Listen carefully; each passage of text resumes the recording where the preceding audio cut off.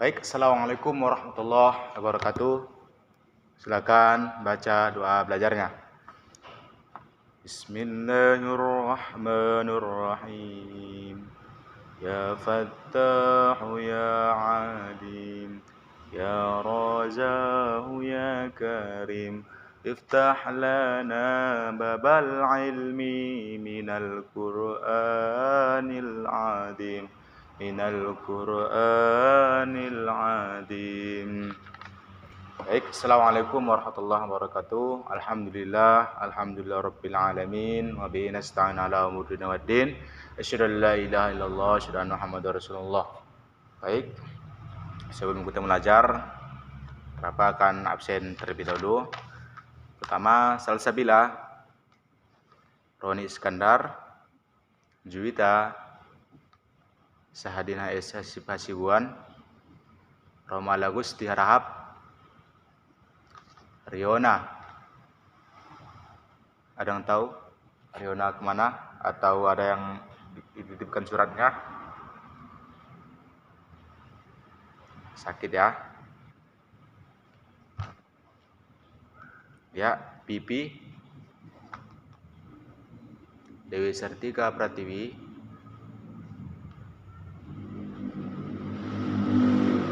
Ratnasari.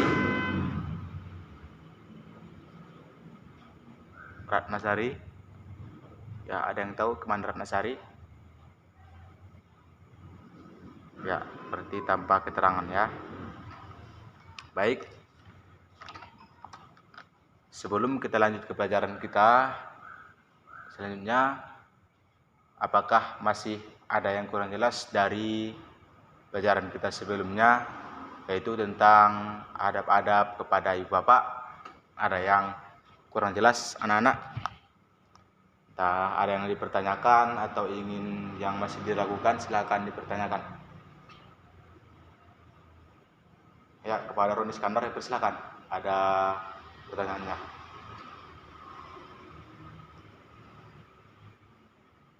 Ya, betul sekali. Di sini adab-adab kepada orang tua itu yaitu wala taqul lahum uffi wala tanharhuma wa qul lahum qawlan karima. Yang artinya apa? Janganlah engkau berkata kasar kepada orang tamu dan janganlah engkau katakan dan katakanlah hal-hal yang baik ataupun hal-hal yang melupakan mereka. Di sini apa? Jangankan untuk melawan ataupun durhaka kepada orang tua, tetapi di sini mengatakan cuma 2 huruf itu sangat dilarang. Jadi untuk kepada kita semua, silakan untuk berbakti kepada orang tua, jaga adab-adab kepada orang tua. Karena kenapa? Irhamis shagir wahtarimul kabir. Artinya apa? Sayang yang kecil dan hormati yang lebih tua atau yang lebih besar. Nah, dan di sini kita diwajibkan untuk menghargai ataupun menggunakan ataupun beradab kepada orang tua, keluarga ataupun yang lebih tua dari kita. Karena hadis mengatakan al-adabu fauqal ilmi. Adab itu lebih tinggi daripada ilmu.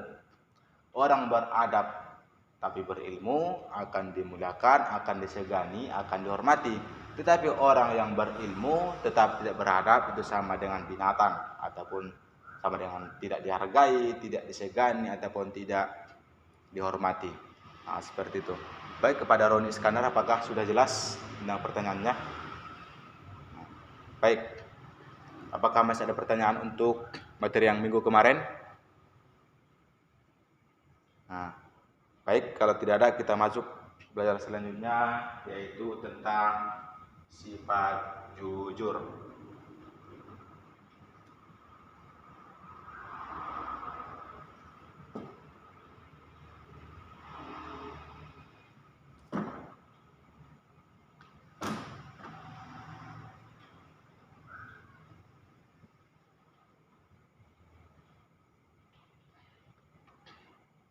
Nah, baik, ada yang tahu sifat jujur itu apa?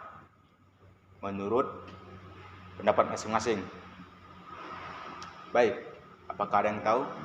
Ya, salsabila. Coba jelaskan dulu tentang sifat jujur.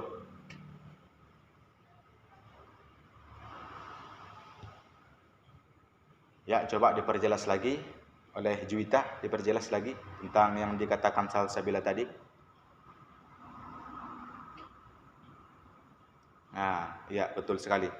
Sifat jujur itu ialah sifat ataupun perilaku seseorang itu yang menunjukkan ataupun mengatakan yang sebenarnya tanpa ada menambahi, tanpa ada mengurangi. Nah, contohnya Bapak membilangkan kepada Salsabila, tolong panggilkan Juwita Sadin Hasibuan. Nah, tetapi di sini Salsabila betul menyampaikannya, disampaikan kepada Juwita dan Sadin bahwasanya Sadin dan Juwita dipanggil oleh Bapak ke lokal ini. Nah, dan di sini adalah lawannya sifat bohong. Ini adalah sifat Rasulullah yang pertama itu siddiq, yang jujur, dan lawannya adalah kadhib, berbohong, yaitu sini jujur dan berbohong.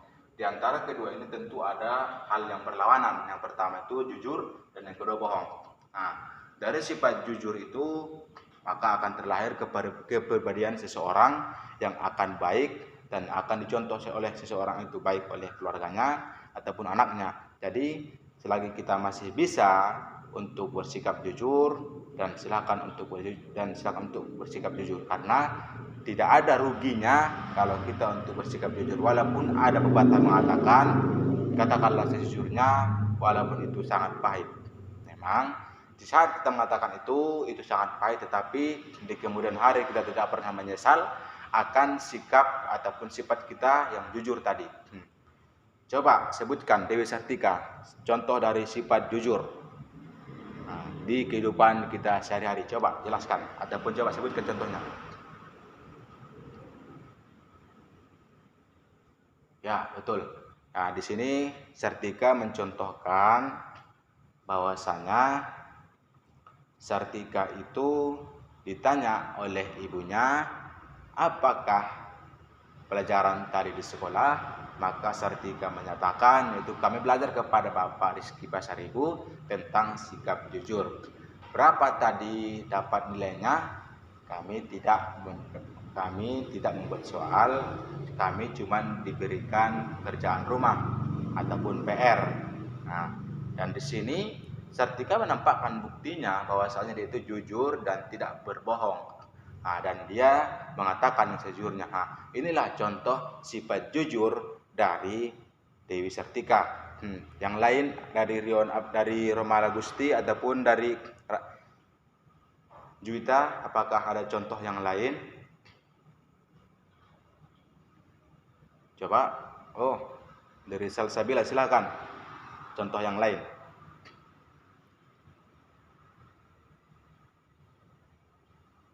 Ya, betul, mantap. Ya, betul sekali.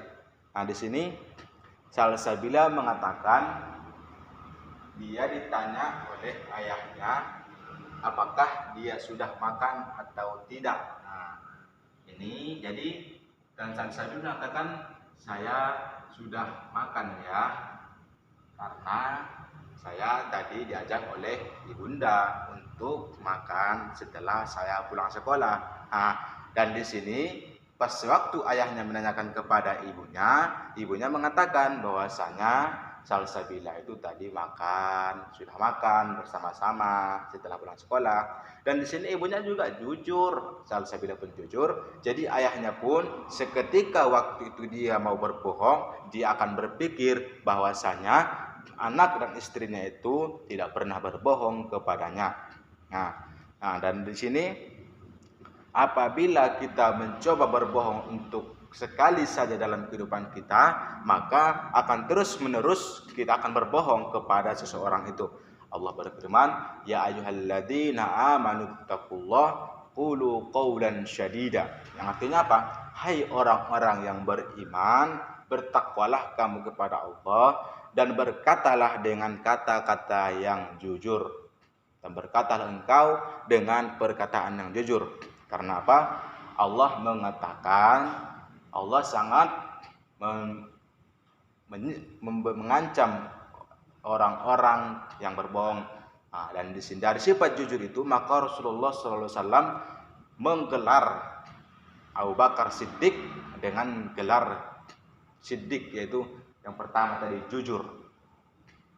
Karena Siddiq ini adalah orang ataupun sifat seseorang itu yang betul jujur. Karena Abu Bakar Siddiq itu sangat jujur kepada Rasulullah Shallallahu Alaihi Wasallam.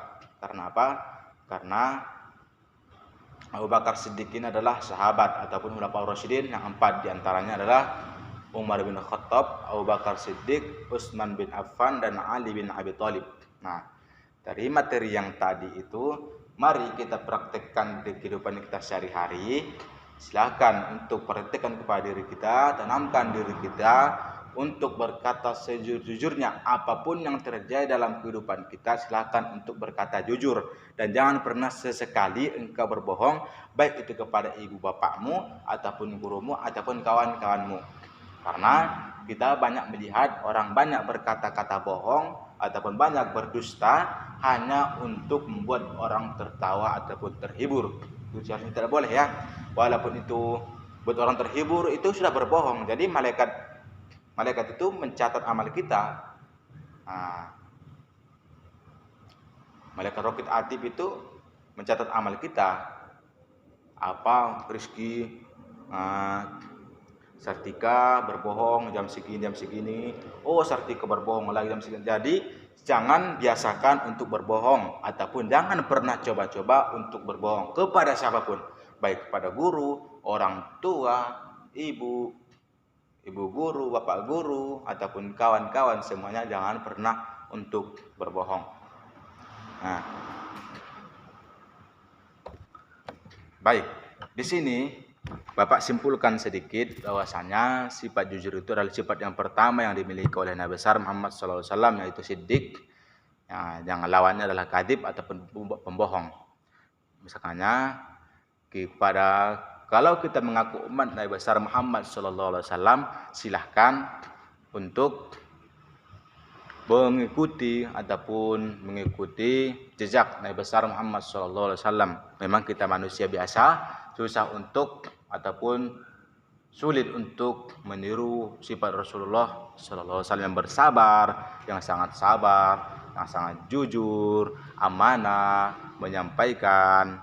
Nah, jadi dibalik itu semua, mari sama-sama kita aplikasikan ataupun kita amalkan sifat-sifat jujur itu di kehidupan kita sehari-hari.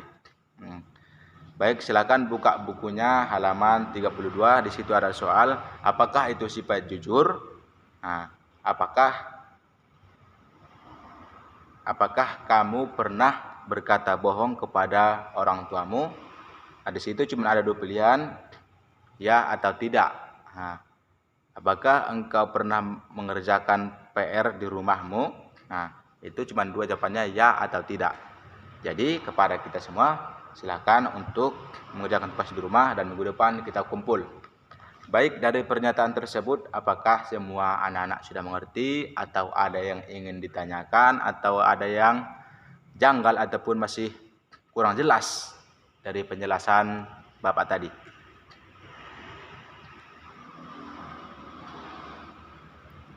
Baik, apakah ada? Jelas, Roni Iskandar, Juwita. Ya, kepada Salsabila dipersilakan.